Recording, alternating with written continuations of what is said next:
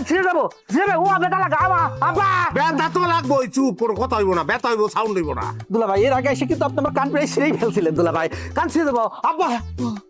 কি এটা? শুনছি তো ছোটবেলা থেকে ছোট মাছ আর শাক খাইয়া বড় হইছো, চোখের জ্যোতি নিশ্চয়ই নষ্ট হয় নাই, যেটা দেখতেছো সেটাই সত্য। মানে কি? মানে আমার কাছে কোনো বিকৃত দ্রব্য বা বিকৃত জিনিস এবং বিবাহিত মেয়ে সমান, আমি কোনোটাই ফেরত নেই না। অবশ্যই ফেরত দিবেন, ফেরত দিতে বাধ্য আপনি। আমার 8 লাখ টাকা গায়েব করে দিচ্ছেন আপনি, 8 লাখ টাকা মাইরে দিচ্ছেন। এত সহজ? হ্যাঁ, আপনি ফেরত দিবেন না, লাগলে আপনার মাইয়ার এই খুঁটির লোকে বাইন্দা দিয়ে আমি যাবো গা। কি মনে করছেন? দর্শক তোর বাবার লোক ঝগড়া করছো, এবার হাত ধরে সরেন থেকে।